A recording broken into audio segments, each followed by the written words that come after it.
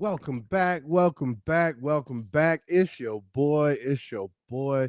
Look, I am Chris Diggins. This is Black Conscious Convo, where conversation rules the nation and action speaks louder than words.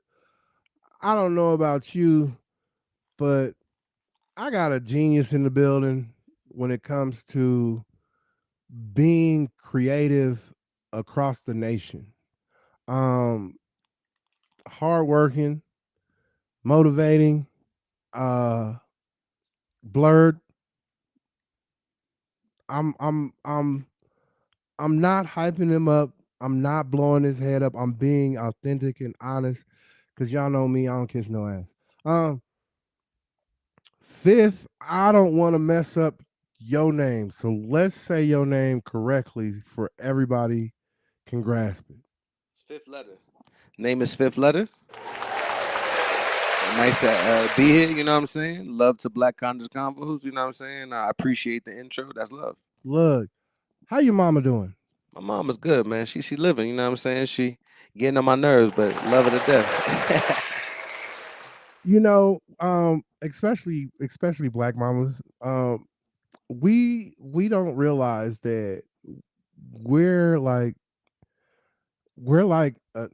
a couple of generations off of individuals who have actually had the opportunity to say, you know, I may end up having a child with this motherfucker. Mm-hmm. Whereas in a majority of motherfuckers go, oh, guess who's pregnant?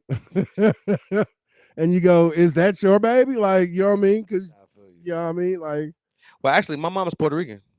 Look at you. Mom's Puerto Rican. My dad's black though. You know what I'm saying? So she's Afro Latino per se, but she's Puerto Got you. Rican. You know what I'm saying? The one thing. But she might as well be black. You know what I'm saying? Oh yeah. You know what I'm saying? She's the blackest Puerto Rican lady I know. You know what I'm Look, saying? look. Y'all just be so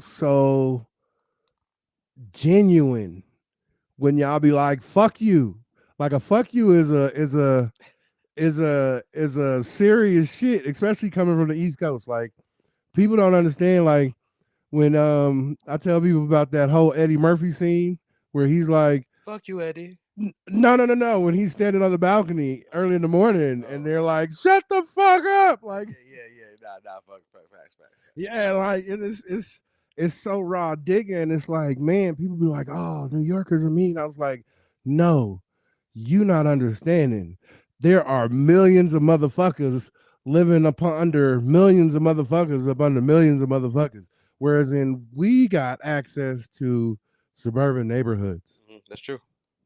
I tell people all the time, like New Yorkers, we not angry or aggressive. We just overstimulated. When you live in a city with 25 million people, like what else do you expect? What it is they don't even know they overstimulated. It's like they've been in it so long, and you grew up around it. It's normal, right? Right, So it's you natural. stepping out to this world that's it's normal for you, but it's not normal for the human mind to deal with all of that in one day. Correct. You know what I'm saying? So I think that's the reason why we get a little bit touchy sometimes. Look, so out here, we I had this conversation with do you know No, Bubba Peace? not yet. Okay. Yeah, so he's another guest that I had, and I was telling him, I was like, niggas out here is bougie. And he's like, I have noticed that. And I was like, because I'm part of the last generation of niggas that didn't know that we was free, my nigga. Like No doubt. we was out here. We thought that living in Montbello was like still living in the city. Mhm. Whereas they're not building high ass buildings in Montbello yet. Mhm. They just started like we just got a couple of buildings that just went 5-6 stories up. Facts. Um I remember selling dope in the Sandstones that's right across the street from this building that's right on 47th and Peoria. But they just got like a 5-story building right there, and then they had these 2 retirement homes that was built across the street from No Name Park. They gave it a name now, but it was No Name when I was growing up. No doubt. But it's like this was one side of the airport for us. And when we was growing up, it was just like, we was still in the streets. Like it took like 15, 20 minutes to get downtown in a car. Yeah. We would ride the 44 all the way downtown and take it to where Elitch's used to be on the west side of town. Mhm. And we would hop on the 44 and then transfer to the 38. 38 took us to Elitch's. We go to Elitch's. We go to Lakeside on the bus. We would ride our bikes down from Montbello to motherfucking Cherry Creek. Yeah. Like nothing. Like we didn't realize how outside of the state, like niggas lived on one side of town. No, that's definitely a thing where people you don't really venture outside your neighborhood too much until you get to like a certain age. You know what I'm saying? Well, you gotta know somebody over there. You know what I'm saying? But it was like that in New York and Atlanta. So that's a fact. Yeah, you lived in New York, Atlanta, and now you're here. Yes, sir. Why all those places? I mean, well, New York, born and raised, of course, with the parents. Shout out New York. Born in the Bronx, you know what I mean? The Mecca, Jacoby Hospital type shit. But I was there for a long time. My parents just wanted to change, wanted something different for me and my siblings. So, they started moving around. I've lived in Pennsylvania for a couple years, lived in South Carolina for a couple years. Oh yeah. But Black. yeah, definitely. Big facts, big facts. Then so I would say that around 14, I moved to Atlanta, and I was in Atlanta from 14 up until last year, and I had traveled out here a couple times just on vacation. Of course, like everybody else, for the first time I came was for the weed. You know what I'm saying? So when we first got legalized, probably like 12 years ago, Yeah. I came out with the homies. We came, and I was just like, something about it was just, nobody else might not feel this way, right? But for me, it reminds me of New York a little bit. You know what I'm saying? It reminds me of like if New York didn't, if it was burgeoning still, if it was the city was still on the come up and building its buildings and infrastructure. I think it's because it's on the grid. And Atlanta's not on the grid; it's built on like horse paths, like Boston and some shit. Like some of these older cities is built, you know, on just whatever roads they had. And so I came out here then, and I would always be like, "Damn, I think I could live here." After I left here, so then I went to Cali in like 2022, and I was like, damn, I need to go back to Denver to see what it's like. So I came back 2 years ago, a year before I got here, and visited. And I remember sitting at Sloan's Lake, like, yo, I think I could live here. And a year later, now I'm here. I just, The homie be posting pictures over there. nah, definitely. I feel like it's what's the word? It's just something charming about Denver. Like, I fuck with the people. I like the energy. You know what I'm saying? I've gotten a lot of love, and they really appreciate the music here. You know what I'm saying? And I got love for Atlanta. I grew a lot in Atlanta, but Atlanta's like New York, where if you don't sound like the people there, I feel like there's a ceiling for you. You know what I'm saying? And it's not like no all love to Atlanta and all my peoples out there. It's just it felt like because I didn't have a southern accent, it was only a certain space I could get to. You know what I'm saying? I can So see that. you know what I mean? Leaving here, like we would go like to Arizona, New Mexico. My dad, not my birth dad, but we just called him dad, would take us to Sacramento, California, visit his family. Um, and you would see once again that there are places where black people is once again on one side of town and Yeah, it's true. things like that. And then we come back here and we be all over the city like just running wild. It's true. And that is a difference when it comes to like white people have to accept that we're here. True that. My fault. I forgot to. This is the background music. No, it's all good. Yeah. People forget that that white folks have to accept us here. Like we made it to where if you don't hire us, you're not gonna have a good company anyways. Like you ain't gonna have hard workers anyways in general. Like we used to always be told that the city was a good job, the state was a good job, post office was a good job, the railroads was a good job. But then like Coca-Cola moved here and Pepsi moved here and then Frito-Lay moved here and then things like that. And it was like, okay, we actually have so much of an ability to grow as a city together, whereas in you really have to get out there and make people try to listen to you in other cities. When you were saying about like the different, like Denver being like New York, we used to be a not follow a motherfucker thing. Like New York was its own thing. Y'all wasn't gonna follow. Y'all was the trendsetters. Yeah, facts. Period. And that's one of the things that Denver was. We wasn't gonna follow nobody. And now you have people trying to do like Denver Fashion Week, and we're like, what the fuck is a Denver Fashion Week? Is that gonna be like us wearing coats and shorts in the wintertime? Like, because that's our fashion. Like, that's what we do. Like, we got a scully, a coat on, and some shorts, and that's what we're wearing in the wintertime. Like, in the summertime, we're just like, we may be in some bullshit until we get to a club. Like, you know what I mean? You will see us walking around just looking wild. They call it Denver casual, right? Oh, yeah. We definitely Denver casual. And it's like, you got folks trying to do all this out of town and stuff, and it's like, y'all need to stop trying to copy folks. We've never been let me copy this. Like, we legalized marijuana. We wasn't copying nobody. We was like, we know what it can do. Like, especially at this altitude. Like, you know what I mean? Like, especially like people be like, oh, you need to drink a lot of water. Like, water is one thing, but you also need to know how to breathe in this motherfucker. If you do not learn to breathe, you will not have enough oxygen in your body, and your brain will come up with some of the most insanest thoughts. And when people be like, Why that nigga do that? Because once again, he stopped breathing, got angry, and that was the thought that came when he got angry. So That's real shit. Now, water and breathing is definitely like is very important here. I mean, especially when it comes to rapping. You know what I'm saying? Like I had to for the first couple months just like rapping my songs here. I had to get real used to it.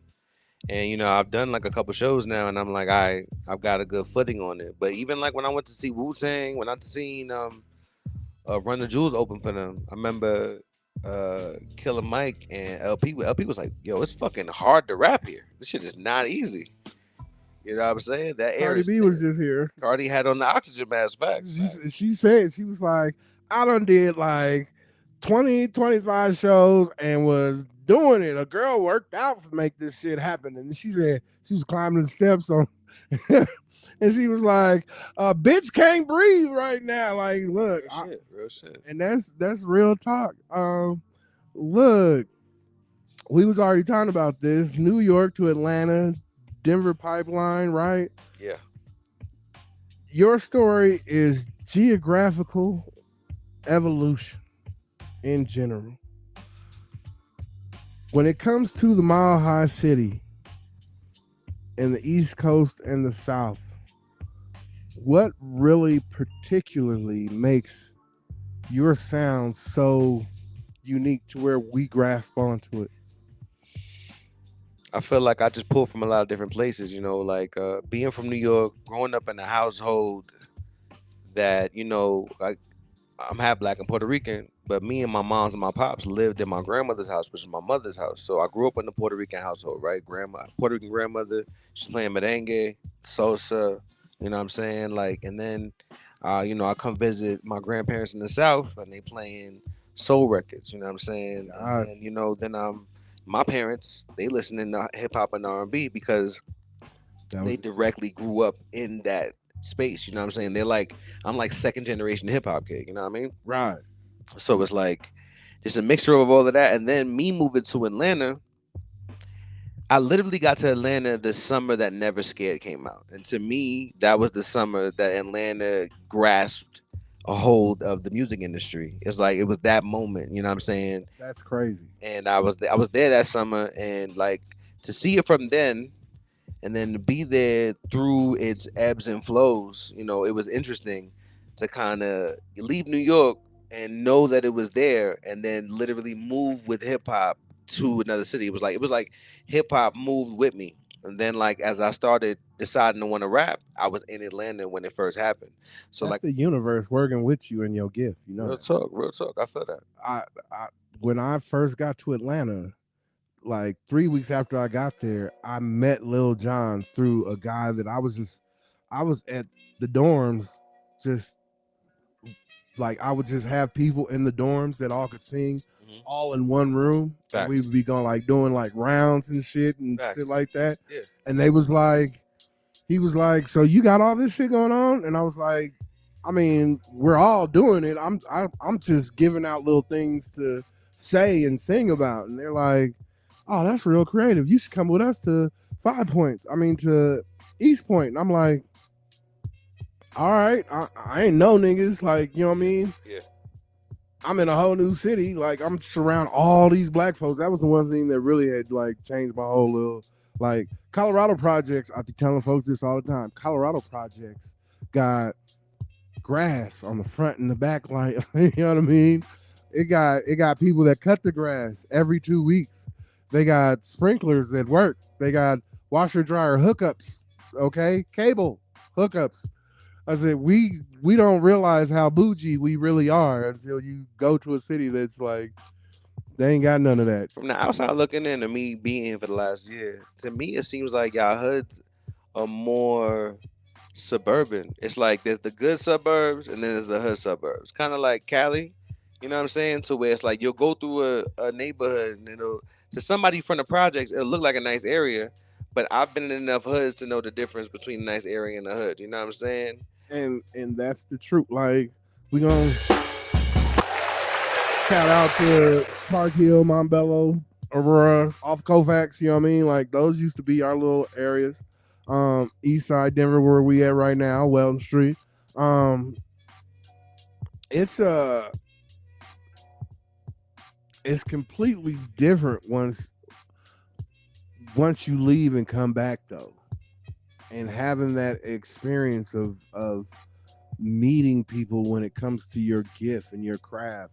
Like I said, I met Lil Jon. I was scared as fuck because one, this is also the nigga that before I even got there, we already was listening to the So Def Bass All Stars jam. Like Facts. I was like, oh my god, I'm around a big nigga. Like, you know what I mean? Facts. So I'm supposed to be like singing, and I'm starstruck. Like, this nigga's big. He's with So Def. Like, niggas grew up listening to Crisscross. Like, it's the bomb. I know you hear like nigga, no. Like it was just like crazy. So your gift has been working for you ever since you recognized it. Definitely. I mean, Atlanta, it started with my homie. He was a producer, my boy Justin.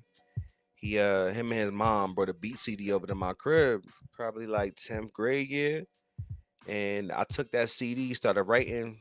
Me and my boy Jers started talking. I had my uncle Larry, R.I.P. He was the first person to put me in the studio. Took us to South Carolina. We got to recording. This dude Prep's house.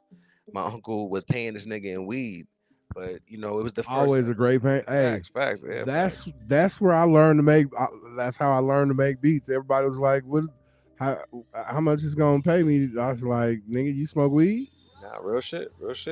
Now I went from that.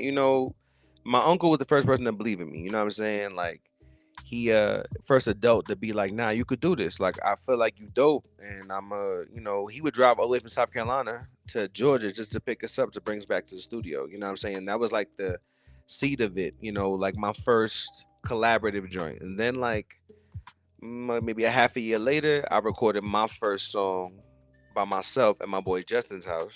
Got you. And like, that's my first solo record. And that's where the solo journey began in high school. I want to say 11th grade. Like, and, I put my first album out in 2014. Spent a lot of time between then just honing the skills, learning, listening to music, digging in the crates, doing a lot of studying. I was gonna ask you about that. I read that there was a re-release of the album that you created in 2014. So yeah, I put it out on SoundCloud at first because that was where everybody's putting their music at, right? Right. And as 2016, 2017, people started putting their stuff on streaming, and my boy Socks, my boy No Socks, he decided to put his stuff out, and I started talking to him about it, like how he put it like on streaming. And after I figured it out, having a conversation with him and my cousins who was in the duo in New York, I was like, all right, let me do this. And I re-released it on 2017. And I've been running it up ever since, you know what I mean, putting out music. Look, yeah, because right now it's say that you got music in over 150 countries right now. Yes, sir. Let's shout that out. Yeah, appreciate you. My God, look, let's not play. Like, just in general, for people to not just be listening to you in your country, but to be listening to you outside the country. That is a milestone within itself. That's like, does any of this ever get to you where you're like, man,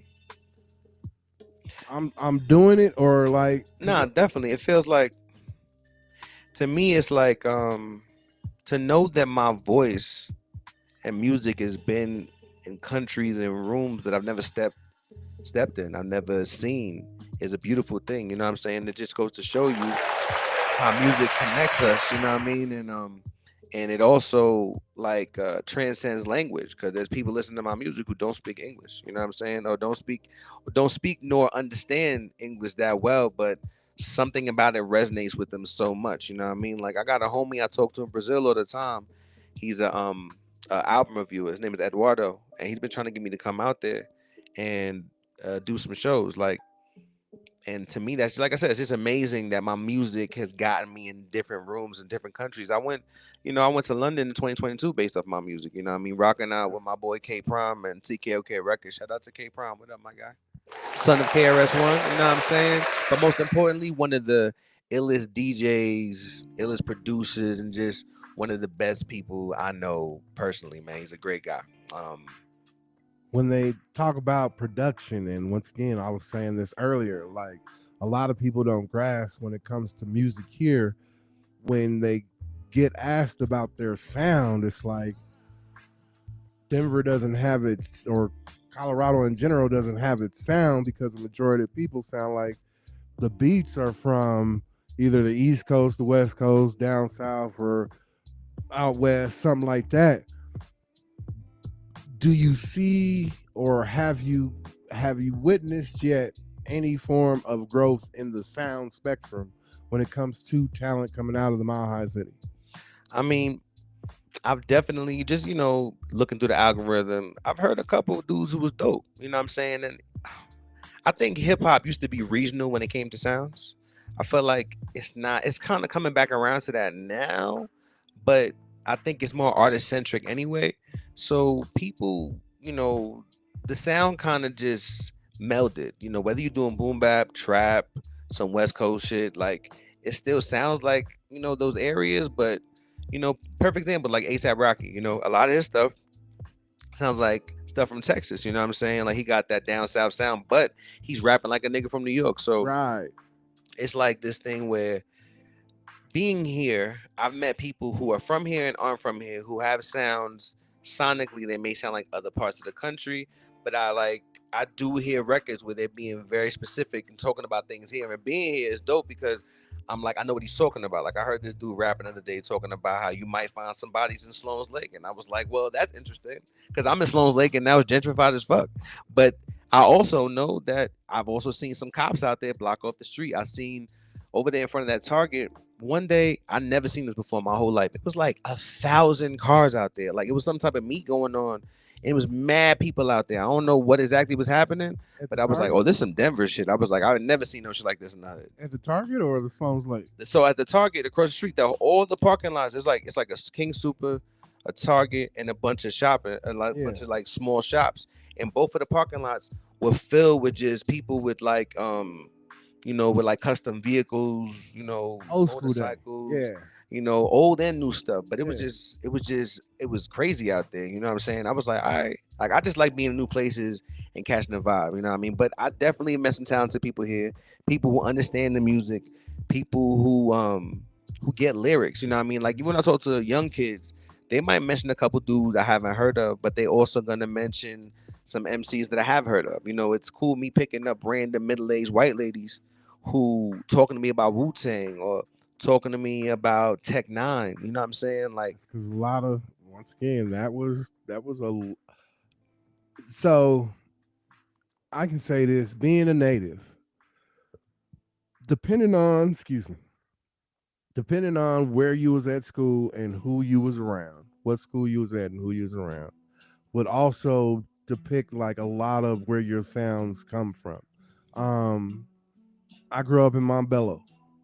We had black teachers. George had black teachers, but at the same time, George was also an eclectic school to where some of the white teachers were blackish. word, You word. I feel what know you're what I saying. mean? Yeah, Yeah. nah, definitely. Um, South High School, East High School, um, Manual. Yeah, All of these schools had some form of white teachers that were blackish. facts. And you was like, how are you so? And they would be from here and they'd be like, yeah, well, I grew up on the east side too. And people don't think about, some people like to say that this was our black green, what was that in Oklahoma? Is it Tuscaloosa? The Tulsa? No. It was basically our black side of having money and wealth and all of that stuff. And it really wasn't. It was if you was broke, you was on this side of town, and that's where they let us move to. Mhm. You know what I mean? They kept us confined because you couldn't move. When black people first started moving here through the military, you had to move to Pueblo. Definitely. That's where that's why you have all those niggas out in Pueblo. Yeah. But now you had then in like the 20s and 30s, they started letting niggas move to Denver. Yeah. And then they allowed niggas to move from you could only be in this area, but then you could move up to Downey, and then you could cross Downing. I think in the 30s and 40s you start crossing Downing and getting into up to Colorado Boulevard and stuff like that. Yeah. But it's like, in general, we musically, like Earth, Wind and Fire is from here, Don Cheeto's from here, Pam Grier's from here. Like a lot of I people didn't know none of that. That's crazy. A lot of people don't realize musically and how they grew up. Like Hispanics, we all live right in this little area. You was not just, it wasn't just black folks, it was everybody that didn't have money and that was being oppressed. That's one of my favorite things about being here, is like being half Puerto Rican. I felt like being in Atlanta, it's a lot of black people, a lot of white people, and they are Hispanics there, but it's kind of like they kind of sected off to their own areas, their own clubs. It's not a lot of mixing when it comes to the Latinos in the South. You know what I'm saying? Well, at least where I was at in Atlanta in my experience, right? So here, it reminds me of being back in the Bronx, because the Hispanic representation, the Latino X representation is so strong. You could, whether you looking around at graffiti, the storefronts, you know what I'm saying? Even when you go to the neighborhoods, it look like a real Hispanic, like just the houses and the way the stuff outside. Just you just know, being Latino myself, I know when I'm in the Spanish area, you know what I'm saying? Oh yeah. They show love. When it comes to white people here, I rock with it, because like in New York, like the white people in Manhattan, you deal with them, you see them, but it's, you know, we all in different areas. Like in the Bronx, like the only white kids I would see were like Albanians, maybe Russian kids, and it was like maybe 8 of them in my whole grade when I was out there. You know what I'm saying? I like the white people here though, because they are, what's the word? They are aggressively allies. They make sure to let you know before you even have to say it that they fuck with you, they support what you're doing. And I'm not saying all of them, because I've also met some weird people here, but I would say but those are the ones not from here, like definitely. Or if I met them, the weird ones, they'll be like from like real far out. You know what I'm saying? Not from Denver specifically. Like, and they'll be on some, they'll, rather than say like something racist per se, they'd be like, yeah, Denver's became a little too progressive for me. I'm about to move to the South. I'm like, oh, I know what you want. You know what I'm saying? Oh yeah. Now outside, so Denver Metro, you grew up around everything. Denver Metro. That includes Lake Hood, Wheat Ridge, Arvada, Inglewood, Thornton, Edgewater, like all those little things like that. Aurora, Cherry Creek. That's where I'm at. I'm in Edgewater, right by. I'm like up the street from Edgewater, pretty much. Gotcha. Yeah. So, how you feel about the Dragon Boat race? What's that? You haven't seen it? Okay, no. So this summer, check out the Dragon Boat race. You gotta put me on. Listen, you my first official black homie who from here. I met a couple black people who I've gotten cool with out here. Gotcha. But they from other places, so they have limited knowledge of what's going on here. All right, the Dragon Boat races go on every year. In fact, you may want to pull that up. Like some Stuart Little type shit. Like, you know, so not. I'm saying, like, you know, Asian based. It's so like we do a lot of. We love fucking with our cultures. You know what I mean? Like, I'm bringing it up because the only boat race I've ever seen was in the Stuart Little movie. That's not even like a slight at all. You know I was about to say, yeah, like, not like we love like so like Cinco de Mayo. You'll see a whole lot of niggas at Cinco de Mayo. Like, you know what I mean? Because we fuck with our Mexican homies. As you should. Fuck with them too. Shout out to my Mexican homies, for real. For real. Our Asian community, like we used to have this group Asians gang called the Little Rascals. Okay, word. Like off of Federal and like Kentucky. Okay. They used to be like vicious. Like if you went over their shit, they was going. If you wasn't respectful, they was gonna fuck your shit up, and you didn't even know. Like, but the Dragon Boat races is something that goes on every year in Denver, like at Sloan's Lake, and it's. I don't want to say that it's just the Asian community that does it, but at But the people, same but it's the Asian community started it, and other people have joined in, type of thing. let me be specific. Look, hold No on. doubt, no doubt. Well, I say, well, you looking for that? I'm gonna say this too. I feel like black people here are dope. The black people I meet here are dope too, because like coming here, people was like, why would you leave Atlanta to come to this place? I'm like, yo, first of all, I see black people every day, everywhere. I don't. It's not a day that goes by that I don't see a black person. So I'm good. I've lived in a city in Pennsylvania where I was one of the 3 black kids in the whole school. You know what I'm saying? So as long as it's not like that, I'm good. Like it's diverse here. I told people when I want to see black people when I want to see black people and be in black spaces, when I need black food, it's not hard to find. You know what I'm saying? I know where it's at. I know where we at. You know what I'm saying? Right. And the black representation is here is dope too. I feel like there's areas where you walk around, you don't see nothing but black people. Even in the city, it just depends on where you at. I haven't learned it well enough to tell you outright, but I know from driving around being like, yo, I know it's gonna be some black people over there. You know what I'm saying? Especially when I'm over here in this area where you at right now. One of the things that we're grateful for is that the state made laws to where jobs have to hire minorities. Facts. As they Period, should. point blank. If you gonna have a company here, if you don't have no minorities working for it, your company will be fined. No doubt. You know what I mean? And Denver and Colorado in general don't mind fining people for not adhering to their laws. Like No the doubt. state loves making its money, and it's gonna make its money by making people follow the rules. Period, Facts, point facts. blank. One of the things that people don't know, Denver's in a shortfall of money right now, but it wouldn't be if Denver would once again do traffic, and people be like, ain't nobody doing traffic, and people just be driving crazy in Denver. And it's like, yeah, because before all these people started moving in, Denver wanted people to move in, so they slowed down on traffic. But it wasn't that. It was Mayor Hancock's stupid ass son got motherfucking pulled over and acted a fool with the police. And next thing you know, traffic cops started getting removed from highways and stuff like that. Oh And yeah, yo, ain't no yo. The I never knew that New York and Atlanta felt like policed states until I moved here. Like yo, the cops here, you see them at events. You might see them at the club areas. That's the heaviest you're gonna see them. Or maybe somebody gets pulled over. You might see 2 or 3 cop cars pulling them over. But outside of that, like I think in niggas is free. nah, definitely in the year I've been here, I've seen, which is real regular in Atlanta or New York, I've maybe seen 2 people get pulled over in real time.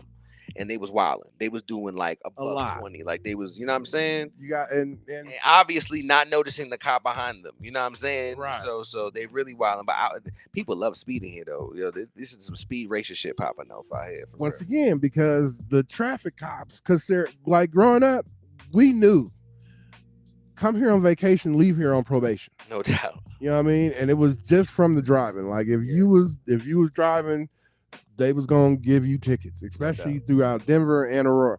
Like Aurora, I'm gonna tell you right now, I don't know how they do it. I don't know if it's some form of teaching or whatever it is, but if you have a warrant, and it don't matter what city that warrant is in, if you drive through Aurora and you have a warrant, somehow, some way, everything could be working on your car. They will pull you over. No doubt. That's good to know. And you, yeah, I don't know. Hey, especially on the Arapahoe County side. I can't say that about Adams County side. That's funny you say that though. I will say if I do see cop cars, it's in places like Arapahoe, places like you said, like Aurora and Boulder. Well, which I make sense in Boulder because it's nothing but college kids out there. So Well, you have a whole lot of Cali people that moved out there, and they want to check them Cali people. yeah, I got you. Yeah, so Understood. that's the one good thing about Boulder. Boulder likes to check the people that moved in. Like No doubt. Boulder is definitely one of those authentic cities where they're not going to let people that are not from the city of Boulder become leadership in the city of Boulder. No doubt. Is Colorado is picky that way. Like a lot of people is running for office here and think that because that they can just run for office, that you can get your name on the ballot, that you can run for office. But we're looking to see where you're from. No doubt. It makes sense because I don't want somebody who not from here running for office who's not going to understand my problems and my issues. So I get that. And we love it when the average motherfucker steps up. Not Yeah. not that, oh yeah, you run, you have a store, or you're a like in general, like Hickenlooper had to show that he wasn't just a brewery owner. You know what I mean? Like he had to show people that he was an average motherfucker who did average motherfucking things and was a brewery owner. Like you got folks that are capitalists by nature and think, oh, I'm gonna just get into politics and be a better capitalist and expand my coffee shops or expand my bookstores or whatever. And we're not about to have that. Like Facts. you definitely got to show us that you're not a capitalist at heart. You got um folks that used to work in law, and it's like, look, I understand you're a lawyer, but at the same time, you believe in the same laws that locked a lot of niggas up. So are you gonna help change those laws? Is you gonna what is you let us know something? Like Facts. but back to that question about the Dragon Boat races. The Colorado Dragon Boat race is an annual free 2-day event held at Sloan's Lake Park in Denver, typically around early September 6th through the 7th. Okay. It's as the nation's largest, featured over 40 boat racing teams, driven Asian food vendors and cultural performances and marketplace celebrating the AAPI community. Okay. That's what the Dragon Boat race No is. doubt. I'm gonna have to check that out. You know what else I've noticed out here? There's a lot of Polynesian people out here too. Rectamundo. You know what I mean, like Hawaiian barbecue spots. You know Oh what I'm saying? yeah. Like, Look, we just when you get high, yeah, you want to go somewhere to eat. that's a fact. You know what I mean? And you got Yo, people keep saying food's not good here. I'm a foodie. I got a whole list of fire food here. Y'all better stop playing with Denver. Denver got thank you. Mexican food. Denver got really good Italian food, Indian food. You know what I'm saying? Like, and barbecue too. You know what I'm saying? You gotta know where to go. There's bad food everywhere. What I will say is this, right? People in the West are nicer when it comes to ratings, right? So what I say is in the New York or Atlanta, I'll do a 4-star or better on Google. Here, I'm fucking with the 4.6s or better. That's the only difference I'd say. Unless I get a recommendation from somebody specifically to go there, I'm going based off of that. That's the only thing, but I don't think that's a bad thing. Like people are just chill here. Like I got into an argument with this dude one day over. I was in Red Rocks and he told me I was going the wrong way, and the New York nigga came out of me. And he just looked at me. He was like, "Bro, don't be such a shitty person." And I was there like, you know what? I was like, you know what? I kind of wild out. And I told him, I was like, my bad. I was like, but you did come at me crazy. He apologized too. But I just like the fact that I don't got to take it there. You know what I'm saying? I've seen a lot of arguments here get diffused. I know shit happens everywhere. There's hoods everywhere. I'm not taking nothing away from y'all. But it seems like there's a couple times where I've seen people get into really bad arguments and deal with it amongst themselves and then not raise up to a point to where somebody getting shot or somebody beating somebody's ass, and they'll deal with it like men or grown women and keep it moving. You know what I'm saying?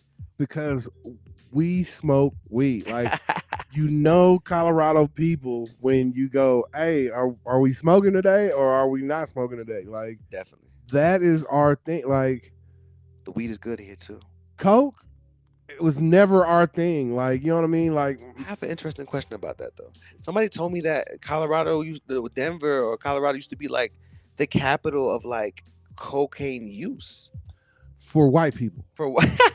It was a white person who told me that. Yeah, definitely. It was for white people. Okay, so got you. We sold crack. No doubt. Right? Yeah. You had cocaine access because of crack. Yeah. Heroin was big when my daddy was here. That's when that's how my real father met my mama. Okay, where? He was a Lucas. Okay.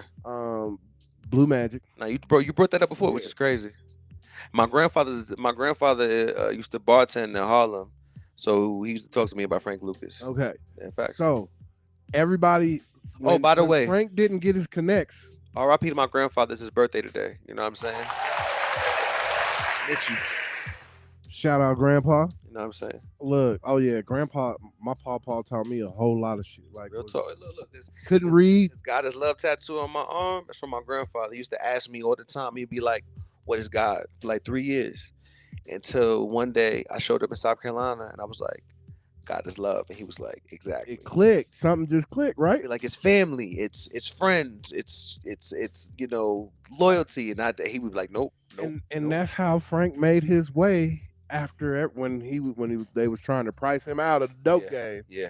He was like, okay, wait a minute, I got family in the military that can get me over to Vietnam. Yeah, word. Because family could get you on a plane with them, and a lot of folks, y'all don't know this. The military used to be so cool that you could take your family on a flight, on a vacation, as long as they had room and you gave the right people notice. You could, before 9/11, for real, before 9/11, you could do a whole lot of shit with the military. Real talk. And fly with the military through the Air Force. Real talk. And my daddy was in the Air Force, and them bodies used to come right on through Colorado. That's great. And everybody got paid by moving those bodies along by taking 2 keys out. No doubt. And you had to make your money back that way. You know what I mean? It wasn't you wasn't gonna get paid. It was you better know how to hustle. Word. And Koufax was flooded with it. Oh look, Koufax to the hood. I'm on Sheridan by that Sheridan light rail station, like over there, right? Like it's like they building it up, but Koufax is up the street and hood shit always popping off on Koufax. Oh yeah, they trying to move them out of there, but it seemed like it's the longest hoe straw in America. First of all, that story, the street being the longest street in America is crazy. That shit is a long ass street. Longest hoe straw in America. That's crazy. Shout out Koufax. Yo, I'll say this though. When I first came to Koufax 12 years ago, it looked very different, and they were calling it the Denver Art District. It is not the same as it was when I came here 12 years ago. No. So, yeah, a lot of these developers believe that they can change the name, but Coloradians will not change the name. No doubt. And one of the greats was just on a podcast letting folks know that this is our city. Fuck what you want to come in trying to call it. There is no fucking River Point North and all that freaking bullshit that they be coming up with. This the east side, you got the west side, you got the north side, you got the south side. Right. You got Swansea, you got motherfucking Globeville, you know what I mean? These areas already had names. We're not going to allow y'all to change the names. Y'all just need to accept that that's what the city is. They're going to do it downtown. They do the same thing they doing in like Rhino and Lodi, all that type of stuff. Oh yeah, they do the same thing in Atlanta. They do I live. But see, like they'll bow down to that stuff. Like we won't bow down to that stuff. Definitely. But what it is they go and what I've noticed is they go and they'll rename the areas after pushing everybody out. Correct. You know what I'm saying? Because then they could rebrand it and be like, well, we're going to call it this now. Like New York, like there's Hunts Point, where you seen like HBO with hookers in the point. Now they building condos and lofts over there and trying to call it a different name. Same thing in Atlanta. Like, they got this area. They got areas that used to be the hood that they trying to rename and rebrand. But niggas is still calling it what it is. We know what it is. We know where it's at. And that's the problem, is that folks allow those things to happen. They think that, and no hate on Tracy Morgan when he was like, we need to rebrand crack. That was one of the funniest shows out there. Let's not play about black television. Nah, real shit. Shout out Tracy Morgan. Yeah, spending that Walmart money. Hell yeah. Being able to rebrand something and make it better but still keep the name is one thing. Yeah. Whereas in completely changing the name is not rebranding it. Once again, that's gentrification, or not even gentrification, we'll say colonization, recolonization. Facts. Because y'all motherfuckers wasn't there. And now y'all coming over there and you're saying, oh, this is now us. Like, how? Yeah, word. You can't. There was a flag here already. You're doing the same thing that Christopher Columbus and them did without the blankets. Fact. That's it. Like, real shit. And you want us to praise y'all for that? Like, no, we're not about to praise you for doing the same things that your ancestor did. And you trying to reshape it into something that it's not. Only Christopher we acknowledge is Wallace. Amen. Don't forget that. You know what I'm saying? For real. Like, boy, oh boy. Let's shout out Remarkable. I am a tech head. I don't know about you. I'm a gadget geek. A lot of niggas is gadget geeks in general. I'm learning. Especially here, like nigga, like you couldn't have, when Nintendo came out. If you didn't have a Nintendo when you went over niggas' houses, sometimes you didn't stay over at niggas' houses. I'm a little behind. I need a PS5, but I told niggas as soon as Grand Theft drop and this new Kingdom Hearts drop, I'm gonna have it. That's the only thing that's stopping me from getting the PS5 is that P5. I'm gonna get it when that Grand Theft Auto drop. Xbox. If Nintendo comes back into those things, understand. I ain't gonna lie. I still got I got a Switch though. My Switch is what I play all the time. The Cube was my shit. I seen she who won't be named playing on her GameCube. Real shit. That shit was like the Cube was my shit. Like, listen, bro, I still got a Sega. I got a Genesis at the crib. I got a PS2 at the crib. My Genesis right now, I gotta go to one of these old video game shops because they got a lot of them out here to go. We do. I gotta bring it there to go figure out. I was like, I know one of my wires isn't working. I just can't tell because I can't even hook it up to my TV. I gotta buy before I buy a whole new part for it. I was like, I gotta figure out what's not working. Right, and we do, especially like if you go down south on Holly. Yeah. So if you come up 6th Avenue, just bust you right on Holly. Yeah. Straight Holly, you'll run into before you get to Hamden, it's like Holly and like I would say. Don't give me the line. But just follow Holly. It'll be on your right hand side. It's like right across the street from a gas station. You'll see it. And even out like by Thornton, you got a Game Force. Okay. Something real old. Now, you know what's making me think about right now? Mile High Comics. So I didn't know about Mile High. I was just doing Uber one day. I was about to go to work and I was like, yo, I'm driving up and I'm like, yo, I see that's a big ass sign. So I walk up to the building and I go inside. I was like, yo, so a fucking warehouse? Yeah. Comic book warehouse. And I looked it up online to see that this gotta be the biggest comic book store in America. But what it is, so the two biggest comic book stores in America is here, and then there's one in New York. They're the two biggest ones, which I was like, that's dope that I moved to the place that has the other biggest, you know what I'm saying, comic book store. And there's so much shit in there, from manga to anime to comics. I love the fact that they have, I say this though, just being the hood nigga, I was like, my first thought walking in there was like, yo, they wilding by keeping these expensive ass comics by the door. They wilding. I was like, they need to be in the back. So I was hooked on anime through the cartoons that we used to watch growing up. Yeah. So we knew that like G.I. Joe was not Voltron. Facts. Two different writers. 100%.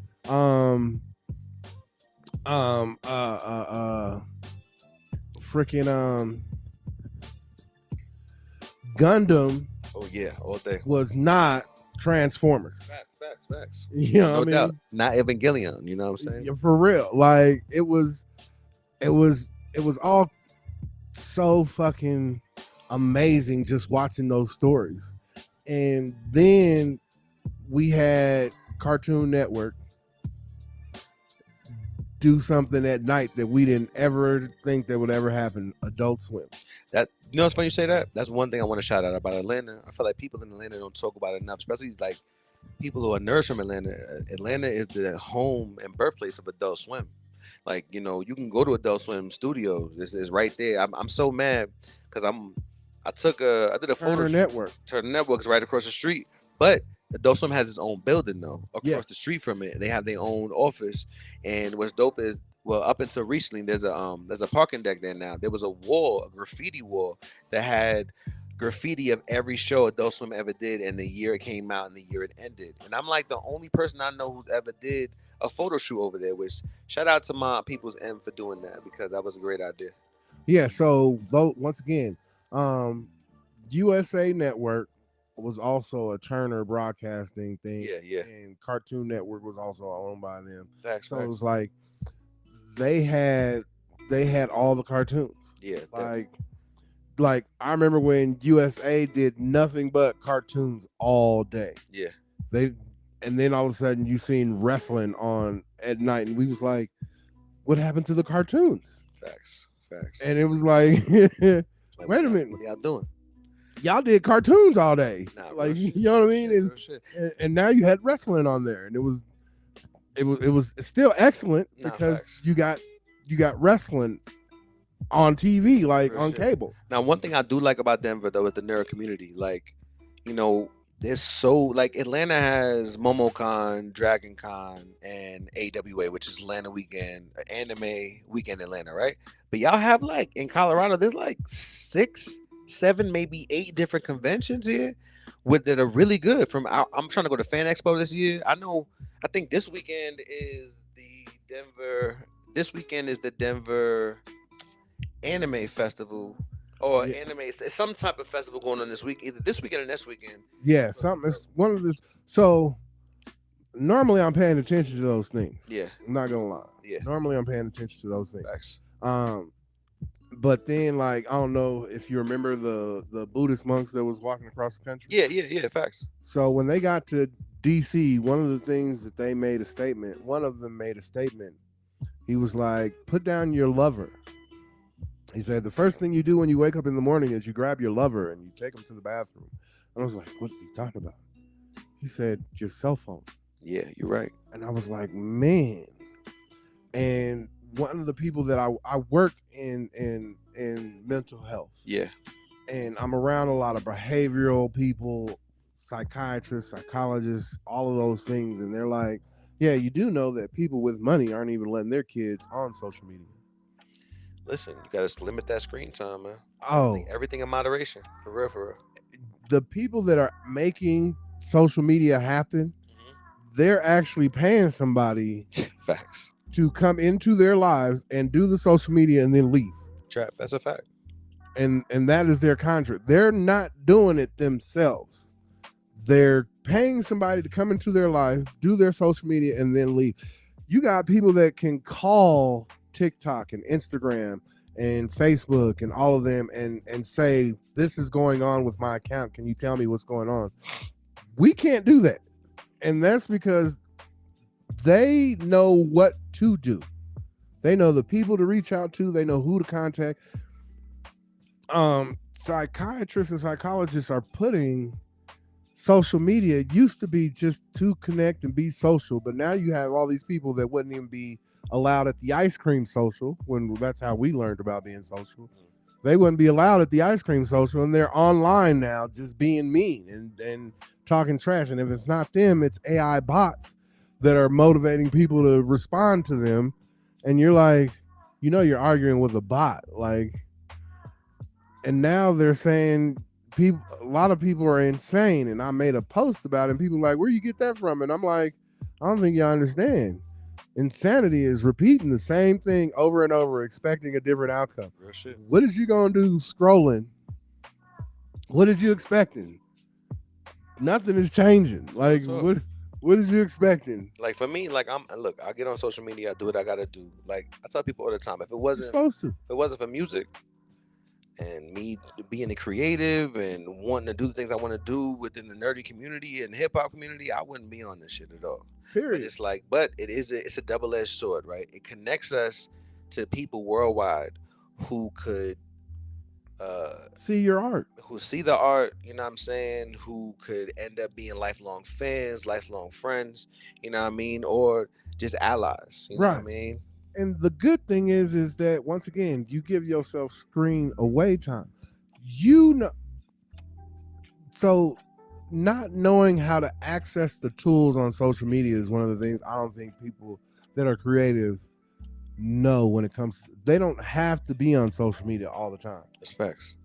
You can schedule a whole lot of it. Like you can make one day where you make all your posts and you schedule everything that's going to go out there for a whole week. Facts.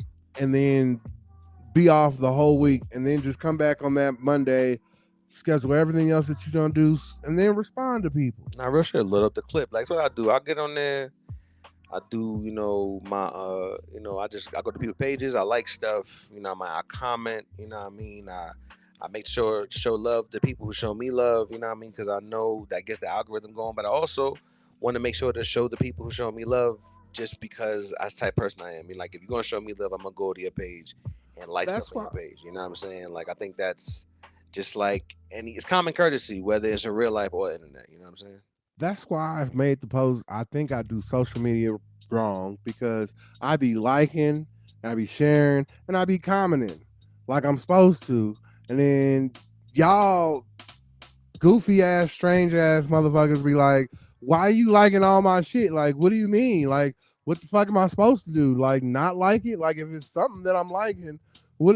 Why would you ask somebody why you liking my shit? Why not be like, just thank you? Because they goofy ass, weird ass motherfuckers on who shouldn't be on social media, and you know who you are. You're like, y'all shouldn't be on social media. Let's be real. If you don't understand what being social is, you were the people that weren't invited to the ice cream social, to the popcorn social.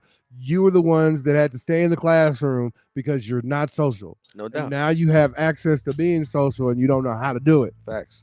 Period. And you're online being an asshole and you're making it fucked up. For real. That ass. But in general, when it comes to building your brand and making your brand independent and authentic, what is it that you believe made you take those reins into your hands and go, I'm about to be that authentic nigga this way? Because a whole lot of people don't have control of their shit. Like, they give up so much of their stuff to the algorithm and they don't know that they're giving up their stuff to the algorithm. I think me, it took time. You know what I'm saying? Like, first I had to teach myself to post. I started posting the stories daily and I was like, all right, now I'm getting better at, putting up posts, blase, blase. But getting here and having time to myself, time to think, really helped me finally be like, all right, this is my brand. This is what I'm trying to do. Before that, I would say I was at about teetering between that 65 to 75% understanding my own brand. And being here just gave me the time to really lock in and be like, all right, this is what I represent. This is what connects people to me. You know what I'm saying? And this is what I can run with. I just feel like when it comes to social media, authenticity is important because my most authentic posts, songs are the ones that people connect with the most. People love the in acting they talk about the uncomfortable truth, right? Oh, yeah. So when you get to that space where people relate to you in a way that they feel an emotional connection but they don't know you, that's what it's about. And I feel like that's been a part of the brand and being authentic. And the reason why I'm okay with it is because it's only going to connect people with me more, especially the people who authentically connect with the things I'm doing. Because when you're into something and you see somebody else into it, you know when they faking it. You know when they're bullshitting. Oh, You yeah. understand when they're just putting on to do it just to be cool, or when they're actually doing it because they love it. You know what I'm saying? That's one of the things about like my personal page. I talk about love in general. Facts. And people ask me, well, are you talking about your own relationships? Or are you talking about your own? I'm talking about love in general. My relationship is great. Like, I know who I love, why I love, and everything in that. Whereas you got people that like to say things, well, this is what I'm not gonna tolerate, and this is what I am gonna tolerate. And just like that tattoo on your arm, if love was the way that people can't tolerate and what they're not gonna put up with, we'd all be fucked. Like, in Facts. general, like, Facts. you know what I mean? Like, think about it if God just cut us off because we were too much. I feel you. I feel you. You know what I mean? And I understand you have to, once again, everything in moderation. Word. It's all about balance. Yeah, and that's the hard part is people don't grasp that. Good. Man, this week has been real dry. Bro, you're not lying. Listen. I got a cold over the weekend, so I'm just getting it over it now. You know what I'm saying? So I understand.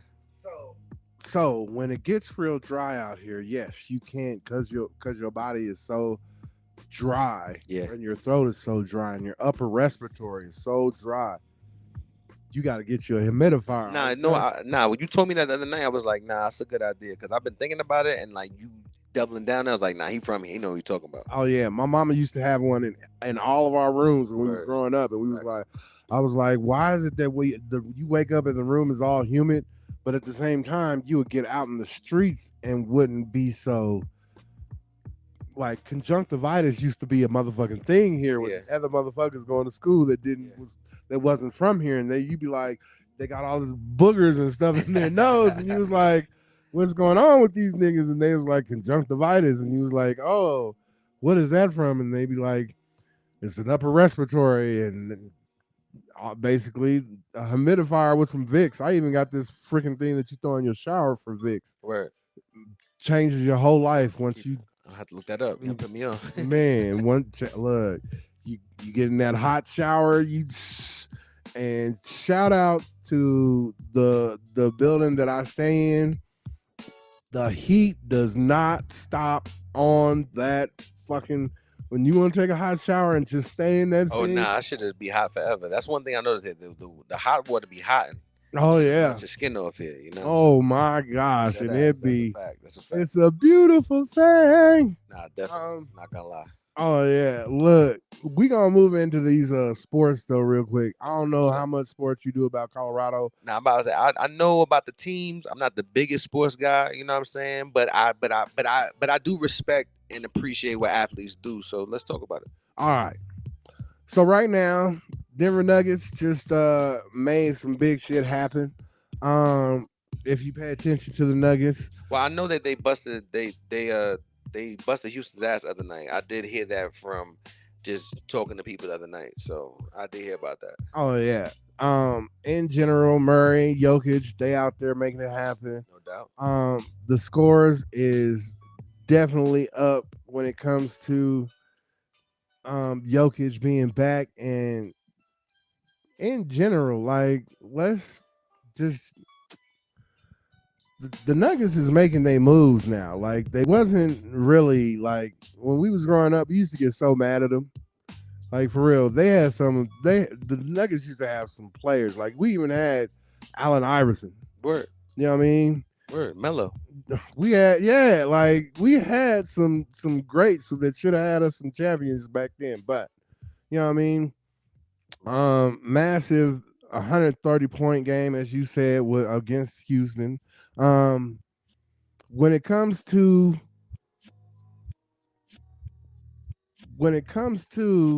sports in the Mile High City and working together with collaborators, how is that working for you with your music out here, whereas in Atlanta and back east? Is it better to easier? Is it easier to collaborate here, or is it harder to collaborate here? Well, I met people here who told me they were gonna send me beats, or send me. We just haven't moved to the space where we've worked yet. But I have met a couple people who've been like, "Yo, I got beats." I met a couple producers, at least like 5 or 6 producers. You know what I'm saying? Who are planning on sending me something, but I'm real scatterbrained. I got ADHD. So I tell them like, yo, let me finish this project I'm working on and then send me the beats. Cause I don't like sitting on people's beats because then they feel like, like I'm trying to downplay their shit. And I don't want nobody to feel that way. You know what I mean? Cause some people aren't patient. People don't know. Yeah. Well, that's the other thing right there. Patience is a virtue. Facts. You know what I mean? When you're transferring, we was just talking about Celestine prophecy. Energy is something that is equally distributed when working together. Word. If you're not giving the same amount of energy and giving it back, something is wrong with that whole working that you're working together to create something. Facts.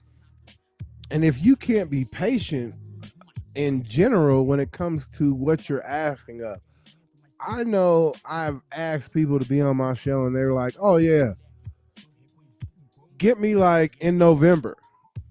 And I'm like, cool. Just put me in your schedule sometime in November that I'm gonna be calling you back. Yeah, facts. I can be patient about that. Word. Whereas in other people be like, oh, that motherfucker don't want to be on my show. No. Yeah. They told me way in November. Like, yeah. Like, what are you talking about? If one, we don't even know if we're gonna be here tomorrow. Facts. So for this person to even acknowledge you and say that, oh yeah, maybe down the line, That means that it is possible. They just know that their schedule is booked up until about that time. No, it's about planting seeds and just keeping your relationships open and not like when I'm not working with people actively, I'm checking in like how you doing, you good, everything good, you know what I mean? I like to check in, see what people's doing, you know what I'm saying? Because when people show me love, I don't forget, you know what I'm saying? So Period. if you come in and you tell me you want to work with me, you trying to build, and whether it's now or it's 2 years from now, I'm not gonna forget if I really fuck with you and if you've shown me the energy that I need to be like, all right, I'm definitely gonna spend the block on this situation. You know what I'm saying? My problem is I'm loyal to a fault, I fuck even to individuals that are not loyal. Listen, that's something I can understand. I am loyal to a fault, and people be like, "How you just be that patient?" It's like there are just things that you just learn. Like I said, I work in healthcare. Word, There are things that you just learn in healthcare. Like I've seen what they call the God factor in healthcare. Like word. when the doctor cannot diagnose you, and every other doctor around the world that they've contacted about you, Yeah, and then all of a sudden you come out of whatever you've been going through. yeah. That's God. Like No you doubt. It's a fact. It's a fact. know what I mean? And when I meet people naturally, not me going and like I tried to get an interview with you and you was like, yes. And you could have been like, no, I don't know who you are. And you know what I mean? Like, I don't know nothing about you. But you responded, and that's great. But at the same time, there are things that happen naturally that we don't even know that is God. Like the whole meeting, the whole reason that you cross paths, and that is the energy that you have to accept. And some people are working things out, and some people got things worked out. Facts, facts. Either which way, you have to you have to accept that one, you can only be you and do you and allow them to be them Facts. authentically. You can't we can't we can't demand somebody give me their time, or demand that somebody respond to us, or demand that somebody answer questions and all of these things. We can't demand those things. Because what's gonna be is gonna be. You blowing up somebody 100 times is not gonna change the fact that them not picking up. Or you know what I'm saying? You text somebody 100 times over something, like people who fuck with you, they gonna show you. You know, a person told me one time, you gotta go where the love is. You know what I'm saying? And for me, that's the reason why I said yes to you, because I'm going where the love is. Like, I don't care where you're at, how far you are. For me, I just look at it as somebody's interested in sitting down speaking to me about my art.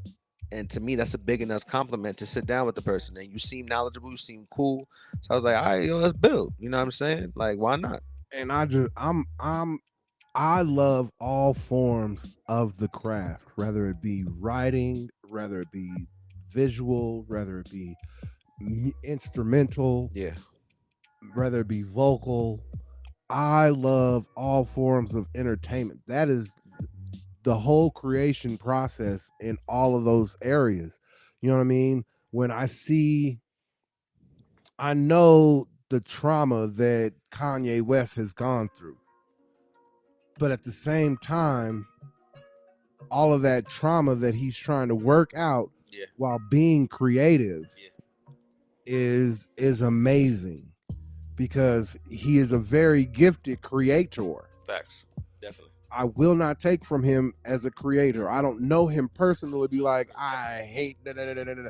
But I am going to give every creator their props, because it is not easy being in this world with people that don't have a love for themselves to know where they're going.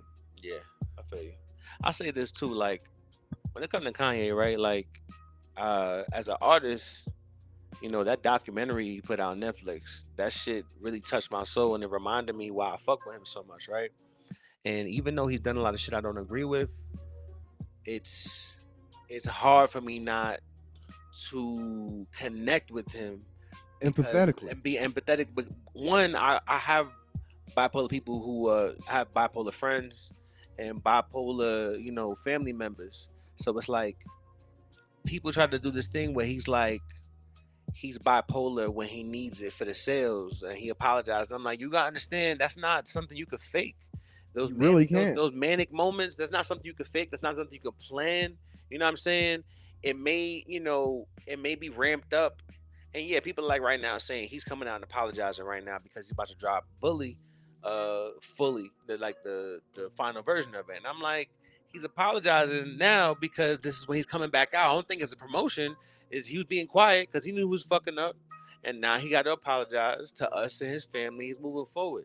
But it's crazy how people even tell you you're apologizing wrong. I'm like, yo, let people be themselves. Let their actions speak moving forward. Like, you can feel how you feel, but people like to downplay people before they even have a chance to show different. And people are like, he's apologized so many times. I'm like, a lot of people make mistakes and they apologize more than once until they got to get shit right. You know what I'm saying? Like, Testifying people don't is give no people grace no more, I feel like. that's the part right there. Yeah. The understanding of what grace is, Yeah. so that you can be forgiving. Facts. One of the things that guys used to always be is full of grace, because niggas have fucked over their homies left and right, fucked Facts, they facts. bitches and all of that shit. Real shit. Sisters, cousins, aunts, uncles, you know what I mean? And niggas would forgive motherfuckers. Whereas now you have individuals that don't understand what that means. To testify, to put your realest shit out there, your most vulnerablest information about you out there, and testify that this was evil, Yeah. working incarnate. Facts. Like I said, for me, pride was my biggest issue, No doubt. which allowed me to bring anger forth for everybody around me to see, all because I wanted to know who my dad was. Okay. And if you was a liar, right, or if you told me do as I say, not as I do, that shit used to piss me the fuck off. I feel you. So as a kid, I would destroy everything that I could around you. I would make sure I made you mad. Facts. I knew I was going to do something to make you mad. I would premeditate the shit that I did because of what someone lied to me and said. Like, if I asked you about my dad, and I knew you knew who my dad was, because you can't have all these stories about all of your kids and all of their kids and all of that shit, But you don't know nothing. and you don't know nothing about my dad. Like, the fuck? I feel you on that. You know what I mean? Yeah. So all the folks that I would ask, they would all be like, nah, this is your dad. This is your dad. And I'm like, look, I can look at this man and go, his eyes don't look like mine. Her eyes don't look like mine. These eyes come from somewhere. Yeah. And it ain't these two. So y'all need to tell me what the fuck's going on. Facts. I think it's important. People don't look inward enough. You know what I'm saying? Always talking about self-reflection. Like, for me, this journey to Denver is a 7-year-long, 8-year-long journey. When I was like 28, 27, when I was like, yo, I got to change my life. I got to eat better. I got to do better. I need to treat myself better. You know what I'm saying? Part right Do there. more for myself.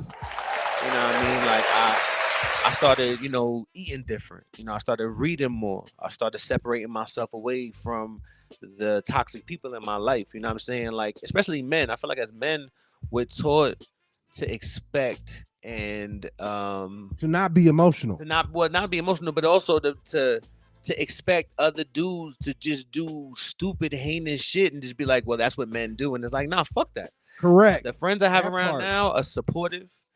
They don't put me down. You know what I'm saying? They don't do nothing but uplift me, whether it's the females around me or the men around me. Like, it's a circle of successful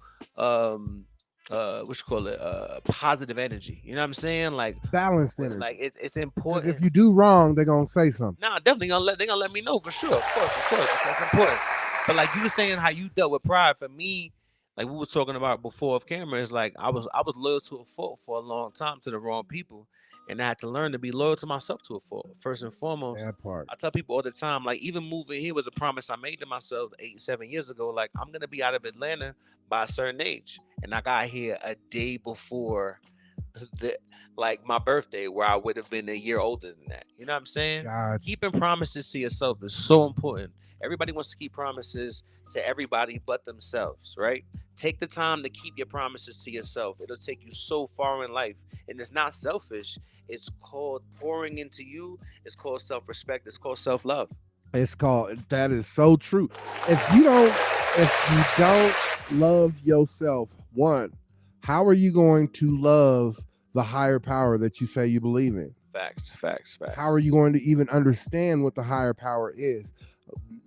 When when like I said, I didn't grasp. I knew what lust was, but that wasn't my thing. You know what I mean? I'd never just been out there wilding like that. I feel you. I got a son that I stayed focused with, No doubt. and he was the only thing in my life. Like there wasn't no, oh, he had multiple baby mamas come into his life. Word. Like no, Facts. my I didn't want my son to go through life saying, "Oh, my daddy was a hoe, so it made me okay to be a hoe," because I knew niggas that said that same shit. Well, my daddy was a hoe, and I'm sitting there like, you don't want to break that cycle, and they're not grasping that it's a cycle of trauma that they was.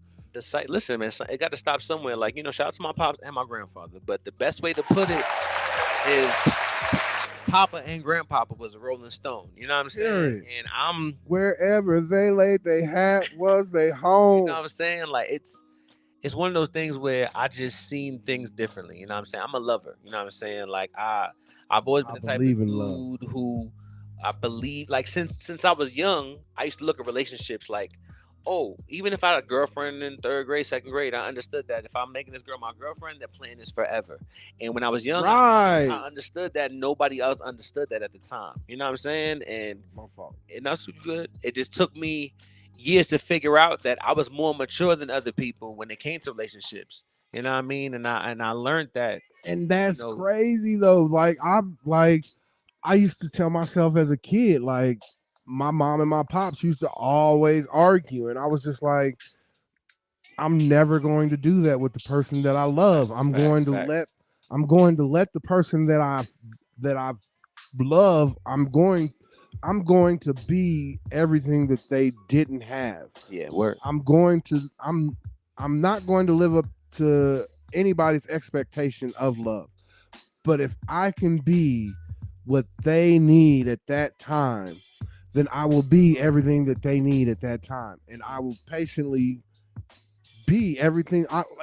It's just I just never understood why people just would play with love. Like that's No, I something, feel that. and I thought I was crazy for thinking that way. Like to hear you say that, like Yeah. you don't hear a lot of grown men say that. Like Nah, in general, definitely. I I have focused on everything but myself. Yeah. Had a kid in high school, fucking wigged out, and like didn't know what the fuck I was gonna do before my son was born. I was like, how can I tell my son to graduate from high school and I'm not about to graduate from high school? I feel you. How can I tell my kid not to be a gang member and I'm a fucking gang member? How can I tell my kid not to be a drug dealer and I'm not, and I'm a fucking drug dealer? And I'm Yeah. like, I can't. And it was like love made me think about those things. Nah, definitely. That's funny you say that because, like, I was selling bud in Atlanta, and my little brother was living with me, right? And it hit me one day when he was there because I had been. Well, rewind a little bit. I'm the oldest of seven, right? So Gotcha. my siblings were living in New York, and I was in Atlanta at the time. And I had one little brother who was with my dad. He's like 10 years younger than me, but my other little brother was in New York. So like, I always tell people I did better when my siblings were around because I understood as a big brother, like it's a responsibility. So I do my dirt, I do my wild shit when I was alone. And for a long time, I didn't have nobody around to worry about, like, all right, they gonna see me do this, right? But when he was around, he was living with me for about a year. My mom needed some help. So I was like, he came and stayed with me.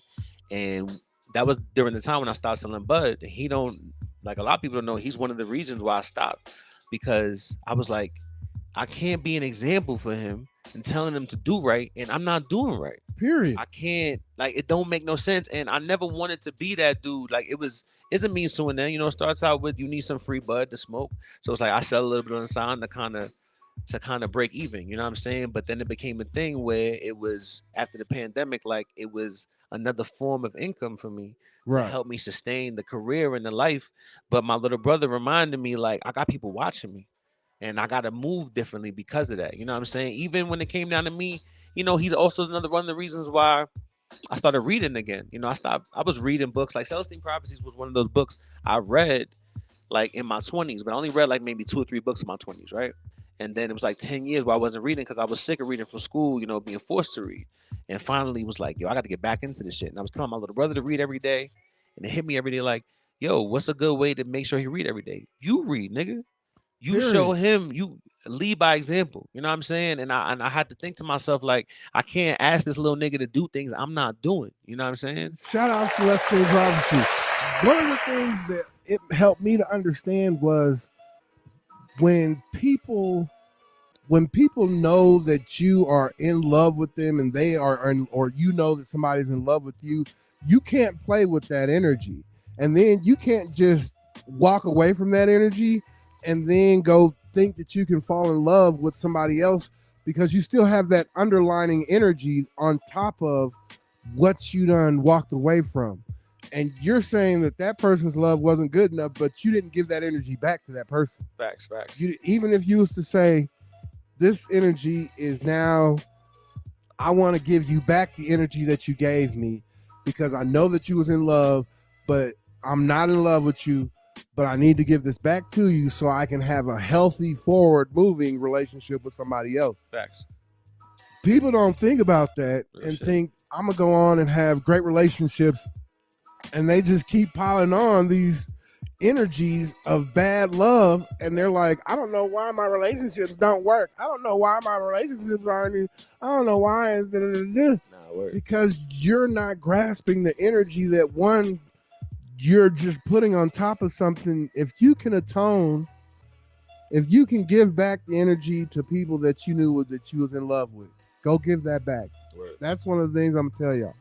If you know people that was in love with you, and you wasn't in love with them, and you took that energy and then just ghosted them, and give that energy back so you can have a healthy relationship in the future, because it's not gonna work. There's nothing wrong with years later you looking inward and noticing you was wrong about a situation. You know what I'm saying? There's people who I felt like they did me wrong and I didn't see my wrong in the situation, and then years later I was like, you know what, I was wrong about this part. You know what I'm saying? And if I get a chance to talk to them people, I let them know, like, yo, my bad. It might be something that they're not even thinking of. You know what I'm saying? But I'm the same way in conversation. Like, to further that, I'm to the point now, like, me and you having a conversation, I felt like I said something that slighted you, even if you didn't say something. If I felt like that halfway through, a lot of times I used to just hold it in. And now I'll be like, yo, you know what, bro? Earlier when I said that shit, that's my bad. Man. Because this accountability is so important. You know what I'm saying? Like, a lot of people, they hold back that moment when you don't have to. Like, there's no reason to be, what's the word? Tongue in cheek about something that you really feel in your heart, even if you're wrong. Keep it real with yourself and with the people around you. Man, couldn't have said it any better. I was watching this interview with Terrence Howard, how he was talking about how he lost his Iron Man. Yeah. And he was like, you're walking around, and he said had a conversation with Denzel Washington, and he said, you're walking around with your fists all clenched up. Yeah. Because we street niggas. Word. And you're walking around with your fists just all clenched up. And he goes, you need to learn how to let your fists open. Yeah. So they can put money in it. Facts. And he said, they're not going to put money in it if you're always clenched up. Yeah. And he's like, yeah, there are those that are going to be, and you have to, of course, there's temptation. Once again, you have to know who is doing what. Nah, facts. But to keep your hands clenched all the time and think that something good is going to come from that. Yeah. That's the craziest thing in the world. And it's like, man, that was so thought-provoking for me. Just watching him show things that people I know around me that are still to this day just clenching their hands. Yeah. And yet they also have the ability to show their light shine, but they still would just rather, in certain situations, it's, I gotta keep my fist clenched. And it's like, man. You know, it's crazy. When I walked in this room and I seen Celestine Prophecies on your couch, it's just crazy because it's like, this is the beginning of my journey that ended me up here. You know what I'm saying? When I read that book, that's deep. I was in a space where I was having problems with religion and the things that I was taught growing up that I felt like I needed to unlearn but didn't know how, right? And then Celestine Prophecies was like, it was right around the time that I decided to myself, like, I have been raised Christian, which I still believe in God. You know what I'm saying? I still believe that there's something to be taken from every spiritual book, whether it be the That Quran, part whether right it be there. the Bible, whether it be, the Bhagavad Gita, you know what I'm saying? Like, if I'm saying that right, I might be saying that wrong, but I feel like these spiritual texts, right? There's something good from all of them, right? And when I read this book, it was like my new Bible in a sense. Like, man, I remember the fifth insight was the first time it ever told me, like, trauma starts As a like child. as a child. You got to Oh look my. back into the past and connect to the thing that started the seed. Yeah, And like, of you grabbing energy, not you accepting nah, energy, definitely, or the but part, forcing it to come to you. that Yes. other part about being addicted to other people's energies. You know what I'm saying? Like, the not yo Energy vampire. those 8 insights was fucking me up, bro. Oh I was my. like, yeah, to this day, I really want to get them printed out on like a poster and have it on my wall so I could look at it because from time to time I'll just go online and look at the video to kind of refresh myself on it. Like, I felt like it was the beginning of my journey to hear that, because Celestine led me to the path of self improvement, which led me to the path of getting to the point to where I was like, I couldn't accept my bullshit anymore. And then that was the path of me being like, all right, I'm going to leave Atlanta because I need change, right? Then halfway through that changing period, I started doing therapy. And I got into therapy because the things I learned in Celestine Prophecies, I got to a point to where I had looked back many times and on many things, but I came to a wall where I felt like my growth was stunted. I felt like I didn't know how to go backwards anymore and be able to figure out the things that were making me do certain things. So when I got into therapy, it was like another chapter to that, right? Then after therapy, I read The Alchemist. And it was like Celestine Prophecies to therapy to The Alchemist was like the trinity of things that really changed my thought process and the way I was moving and understanding who I was being to people, and why I was doing the things I was doing. You know what I'm saying? And like, Shout out. Same here, except for me, as I told you, it started out with the 4 agreements. word. And the 4 agreements made me say you need to start looking inward Facts. instead of always pointing outward. Yeah. And it's like, I was just like, man, as you stated, you got to this point to where you was like brick wall. And then once again, Yahweh would send love my way. And I would be like, I don't understand this. And I wouldn't acknowledge it or wouldn't even see it and any of those things. And then all of a sudden, it was sent again. And I said, oh my God, this is what a natural form of love acknowledgement is because one, we're only given one day. So if we're not trying to be the best loving person that we can be in one day that we're given, what kind of people are we? Word. Every day is a chance to be better than yesterday, bro. Like, I felt like self improvement is a lifelong journey. My grandfather used to tell me all the time, like, life is about work, right? And it's like, I used to be like, what the fuck does he mean life is about work? Like, that sounds depressing as fuck. Like, I gotta go to work every day. Like, but I was looking at it the wrong way. Like, life is work because being better every day is work. Being good to your family is work. Being good to yourself is work. Being healthy and keeping yourself at a certain weight is work.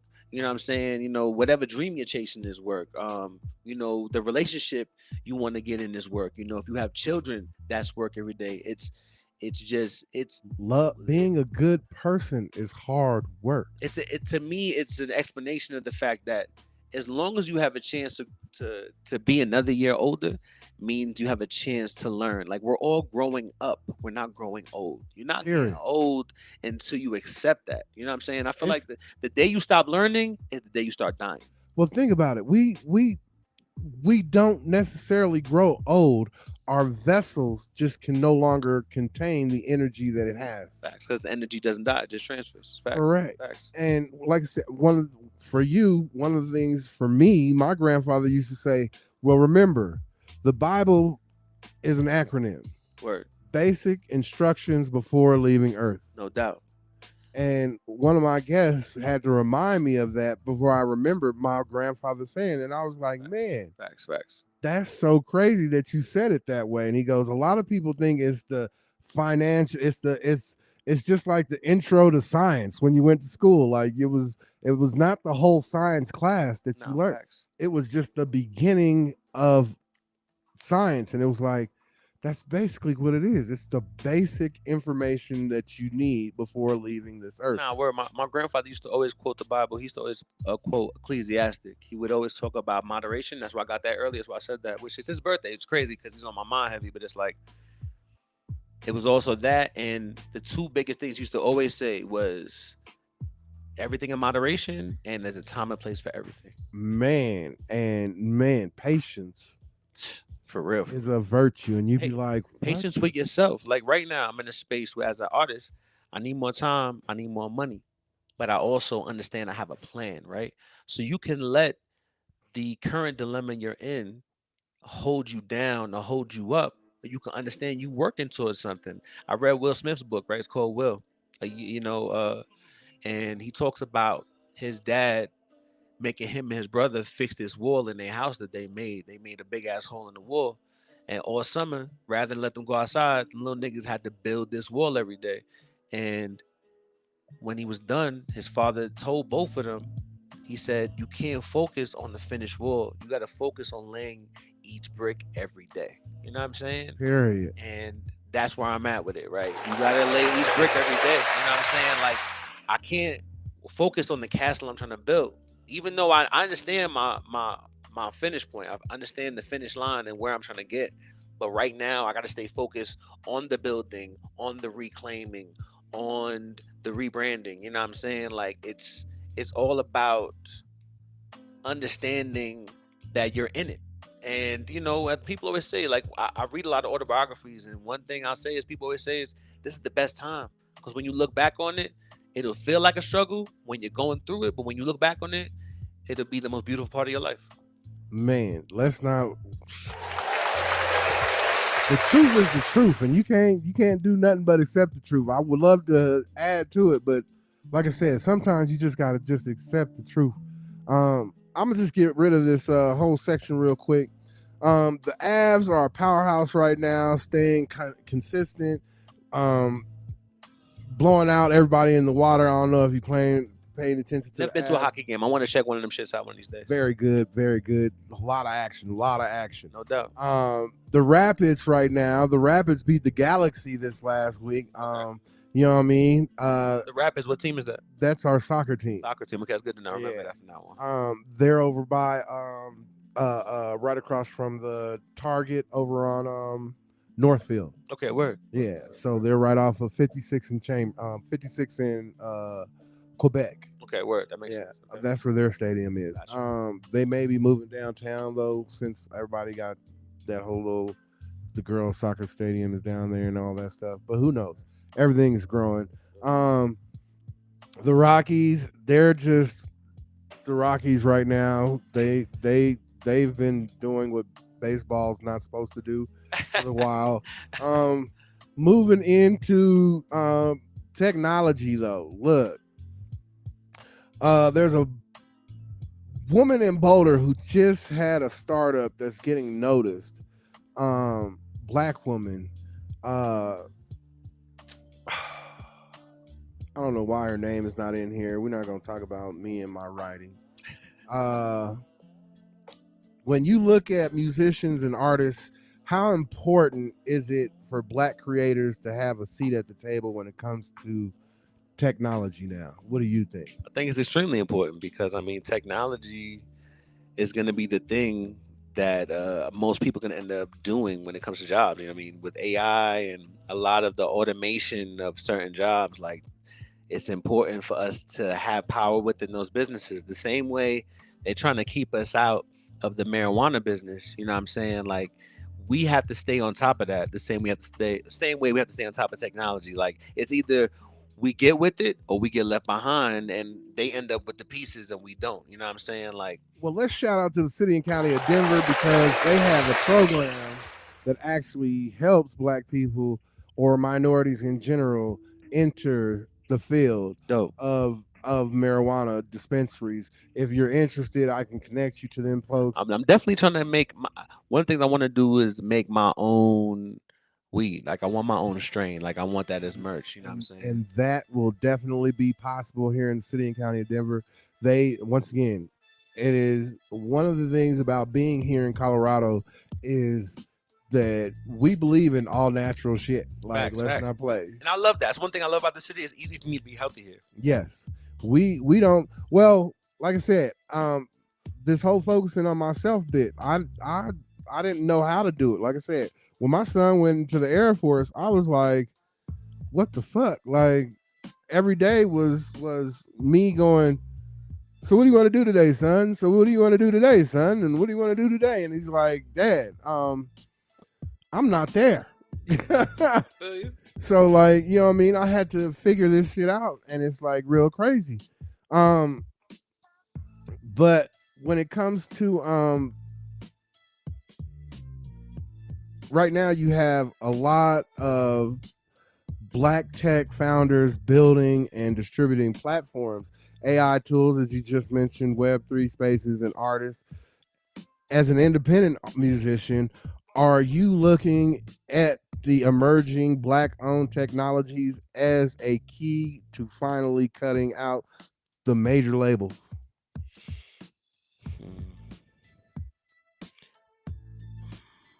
What do you mean by that? And like, meaning that you know how the labels control everything. okay.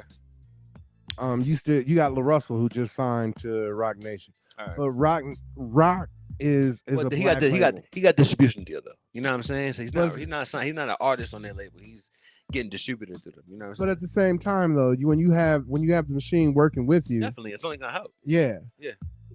Do you think having access to all these platforms that they're creating for us is going to allow us to be able to cut out the machine, or do we still need to work with the machine? Well, the fucked up thing about it is, as we create spaces, right, where like even was a space where artists could sell their music and do the DTC, which is direct to consumer, right? Right. But now the Universal just got a huge stake in them. You know what I'm saying? And I know they still even is still doing their thing, but I bring that up to say that as we create these spaces, right, these people understand that we don't have the capital they have, right?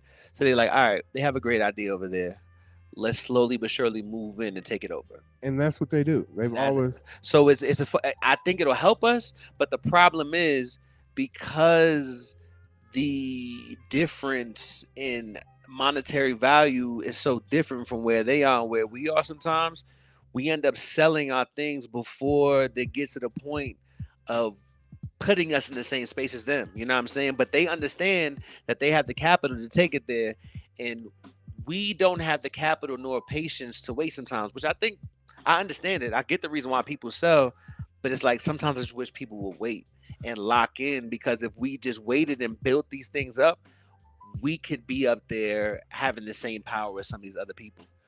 I think labels. One of the things that was brought to my attention was this whole ICE situation, and how fuck ICE, by the way. Definitely fuck ICE. But the reason they're doing what they're doing is because the government knows that Black America is $1.1 trillion into the economy every year. We hold money after we get paid almost 7 minutes. Yeah, the black dollar move fast. But we don't even spend it in our community. I know.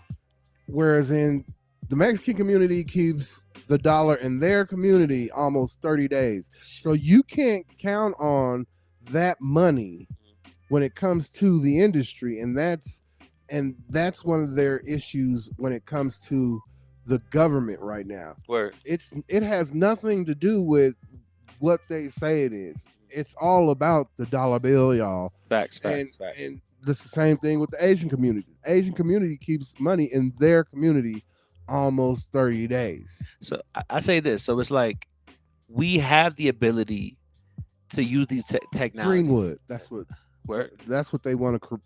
They each time we create a form of greenwood, like the city, Yeah. Oh, Greenwood, Tulsa, yeah, yeah. Tulsa. Yeah. Okay. Yeah. Each time we create a Greenwood, no matter where it's been, Roseville, New York, fucking the park they built a whole bunch of us on. It's like anytime we create that, they're like, no, we're not gonna make money if they're only spending it with themselves. Nah, but it's crazy though. But it's like I think about like Bill Cosby, right? Like Bill Cosby, even though I think he's a piece of shit for what he did, right? I felt like they only came at Bill because he was trying to buy CBS. NBC. NBC. I'm sorry, my Yeah. bad. But NBC. yeah, no, My bad. and Bill was consistently about black people. Nah, definitely. I'm not gonna say he wasn't. He Yeah. definitely did a lot within the community, even though he did some weird Yeah. shit too. You know what I'm saying? I mean, I'm still spectacle I because think because it's of okay the to be simple spectacle. fact because of what they did to Michael Jackson, and we found that out through the Epstein files. They set Mike up. You know, the only reason why I believe Bill did it is because I be around comedian homies, right? And just people who laugh. Like I believe in that joke where it's like 50% of the things you joke about be the truth anyway. And Bill was making jokes about that shit before he was clean. Yeah, He was making jokes about that shit. The same way when fucking Rick Ross got in that record and was like, you know, I put Molly all in the drink type Oh, shit yeah. with that Oh. weird shit. It's like he said it was a line, but you don't say no shit like that because you thought it was cool. You said that shit because you did that shit before. That's my and that thing. You know what I'm part saying? right there, and that's once again, those are the things that I've never understood when it came to one being a sexual creature and being intimate. Like those things were scary to me. Like, you know what I mean? Like for everybody else, AIDS was nothing. But when I went to Atlanta, there was a clock that was clocking how many people was catching AIDS Listen, weekly. yo, it's the rate, the STD rate there. Yo, before I left, there was billboards around the city of Atlanta saying that there was a version of gonorrhea that had No no cure. cure. And they was putting these shits up everywhere. I was like, yo, what the fuck is? I gotta get the fuck out of here. Yo. I was A like, strain, yes, and that is the truth. Now, the problem with that as a is single that, man, that was very scary. I just want to add that. You know what I'm saying? for real, like understand, there are so like your age group is the start of the age group of individuals actually getting to be sexually exploratory. Whereas in my age group was still being raised by individuals that were sexual deviant. No doubt. And we don't grasp that we come from individuals that came from slave masters that made men mate with women who couldn't keep their babies Facts. and made them into deviants. Facts. That trauma is not genetics. Man. And correct, and we have to break that deviance. Knowing that we know that now, though, do you think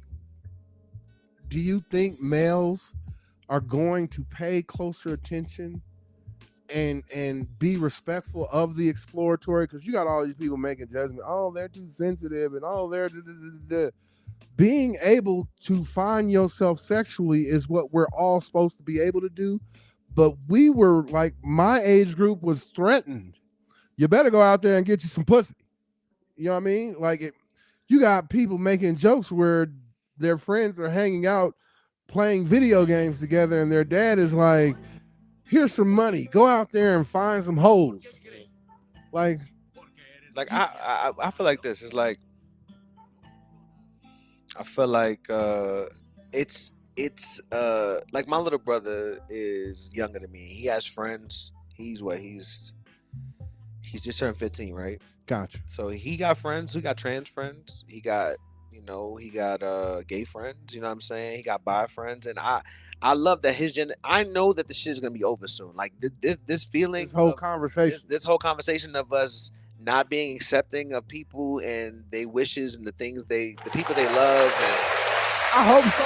what they believe in. I feel like that conversation is going to be done eventually because the new generation, the same way it's regular for them to have a black president because of Obama, it's going to be regular for people to be. There's going to come a day where, you know, I'm a straight man, but I think that it's going to be progressive to come to a point when a boy who may be curious can explore the same way a young woman could, because It's completely different when it comes. Yes, it's expected or accepted when it comes for women to have the moment where they're like, yo, I want to try this, I want to try that.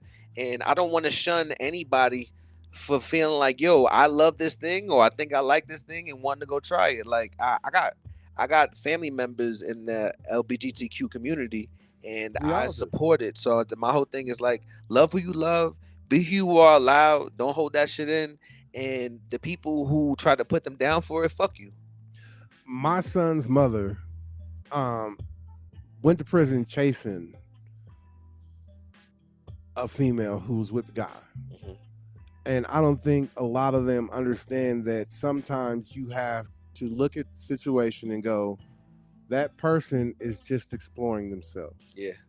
And that's one of the reasons that I know that that when people allow what they're going to control them will also deceive them.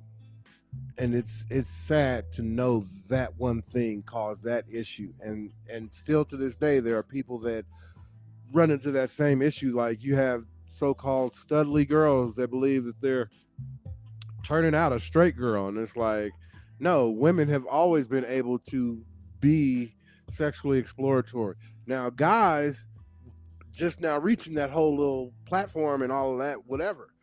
But I'm not judging of anything. I respect that. Not even. My thing is love who you love. As long as you're not hurting nobody, yo, and And not that- or hurting yourself. Most importantly, I love who you love, man. look. I believe that my But it my son should be was. rooted in love, though. I get what you're saying about the deviance, and I think it's deviant when it becomes you only looking for sex, and that That's goes for it. men, woman, anybody. You know what Yeah, I'm saying? and that- Like you and- gotta. Love should be the thing that we're all taught. Like, it's, even growing up, they told me the same thing. Go and- get some pussy. Go out there, go do this, go do that. And what I learned growing up was I don't tell the younger guys around me that. I don't tell the younger girls around me that. I'm telling them go wait until you find somebody you Find love. you love. Don't Yeah, rush. that's like That's the realest shit my parents ever told me was don't rush to get older. Don't rush to have sex. And I wish I listened to them. For real, for real. I am so like I'm so focused in on myself right now. Like I don't even have time to think about all of that because in general, if I do, it will take me off of my game. Listen, And man. it took me a long time to, like I said, I've never focused on me. And until Yahweh sent love my way to go, look, I love you enough to let you know, one, you are loved. Two, that if you're patient enough and you work on yourself, you will have love come into your life because right now you're not even ready for the love that just came into your life. Listen, man, that's so real. I tell people all the time, like, I know God in the universe. When I'm doing my music shit, when I'm doing stuff like this, it's going well. It the more music shit I do, the more it goes well. Like my music has only moved forward. I haven't taken any steps back since I've gone hard with this shit. You know what I'm saying? But I've learned that love can be distracting. So what I've learned is there's a time and place for it, right? Like I said earlier, right? Time and place for everything. So it's like for me right now, it's about pouring into me because I know the universe is telling me this is what you need to focus on. The reason why your relationships haven't worked is not because you're a bad person or they're a bad Period. person. It just wasn't the time for that to happen. You know what I'm saying? Like, And so that's many people okay. want to villainize themselves or the person they was with in order to understand why it didn't work instead of just looking out and zooming out. Like Pharrell said that one time. Sometimes you got to zoom out and look at the full picture. And for me, the full picture was focus on your music, focus on your art, focus on your creativity, focus on your health. You know what I mean? Like, I'm you know what I man, mean? Like, all of those things when yo, when I, men, black men, go to the doctor, yo. Go get yourself checked out. that's dead Wear serious. condoms, my nigga. You know what I'm saying? Like it's small things. Take care of yourself. The one thing we're not taught as black men is self-care. Well, men in general, we're not taught self-care. We're not taught self-respect. We're told to protect. We're told to work. We're told to provide. Deal with and get over. You know what I'm saying? We love to say just deal with it and get over. Oh, nah, definitely, 100%. No, we deal with it internally. We're told not to cry. Like, feel that shit, go through that shit. But first and foremost, pour into you. Focus on you. You know what I'm saying? Understand that. Like, I hate this whole thing where it's like, oh, men saying they the prize too is sassy. It's not sassy. You don't want a man who feels like he's a prize. I want a woman who feels like she a prize. So why would you want your man to feel like Period. he's a prize? He's something. He's bringing something important to Period. the table. Like both of us should Period. be two shining stars coming together to create even more beautiful shining moment. You know what I'm saying? Like For real. And that goes for same sex straight people. Look, everybody. when It's about love. when you love, the power that when y'all come together, once you have accepted each other for being who you are and accomplishing what you're supposed to accomplish for yourself first, and then coming together, y'all will respect that in so many different ways. Facts. I mean, with straight people, it's y'all showing the form of balance. Once again, woman's greatest power is love and empathy. Man's greatest power is forgiving and forgetting. Word. We're not good at those things. But when we work together, those are forms of balance. And when it's same sex, y'all need to understand that iron sharpens iron. There's no weakness there. There's nothing to be mad about or hurtful or any of those things. So it's understanding the balance of what is coming together and why it's coming together for me. Word. I've watched so many things happen in healthcare where I was given answers to about things in life that I didn't even expect Word. to find answers to. I am going to take us to this end question from the East Coast to the South. Now formally planted in the Mile High City. Fifth is the definition of standing on business. Before we sign off, brother, what is one action of independent artists watching this stream right now need to take away for their music out of their hard drive to understand is, or hold on, what is the one action independent artists watching this stream need to take today to get their music out of their hard drive and into the world? Be okay with failing.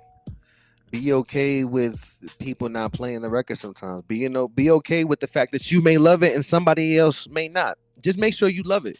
Don't listen to nobody else but yourself, and trust yourself and understand where you're at is okay.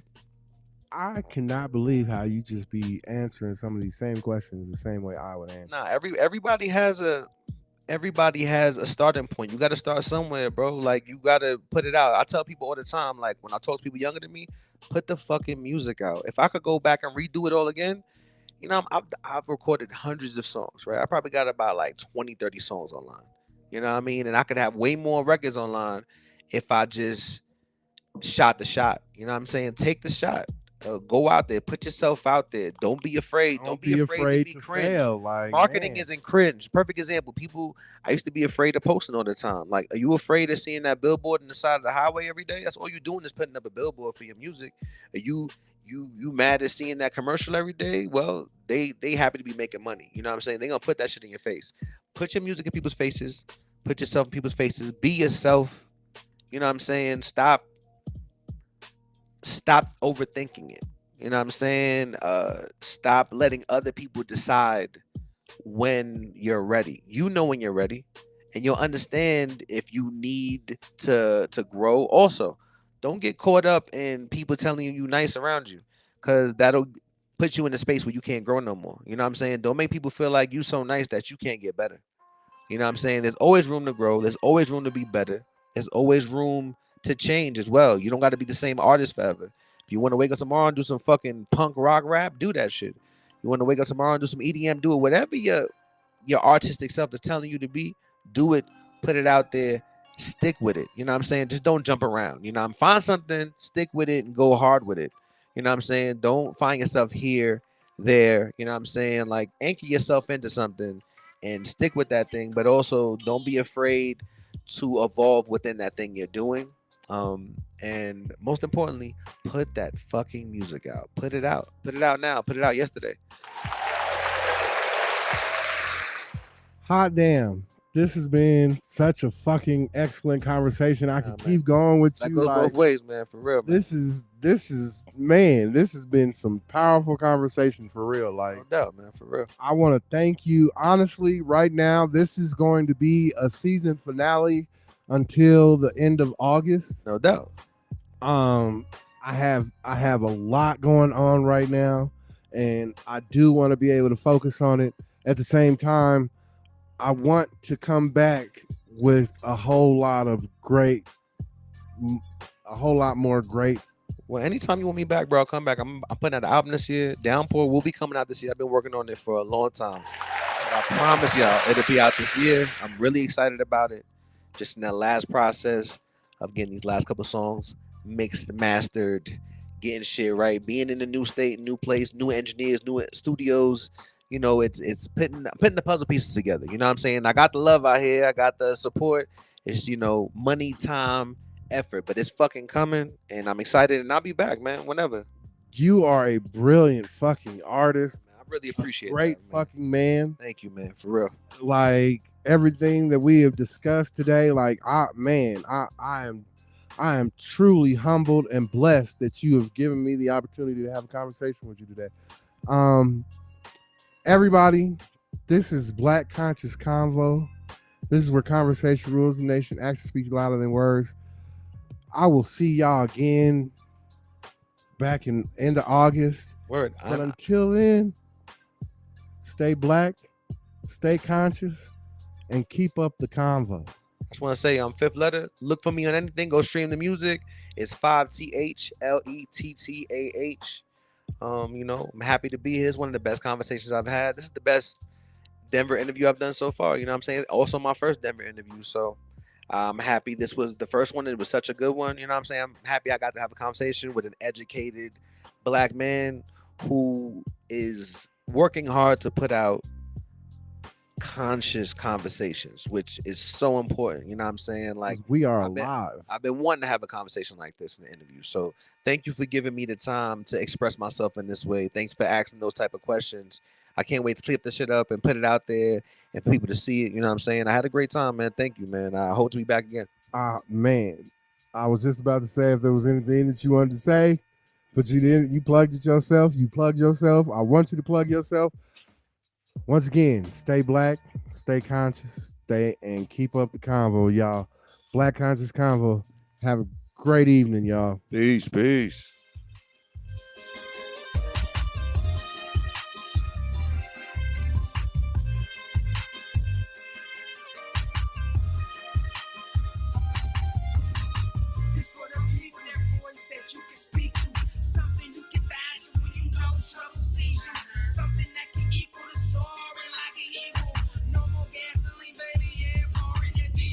This might be the cure that cure up your heart disease, or it may be the cure to be free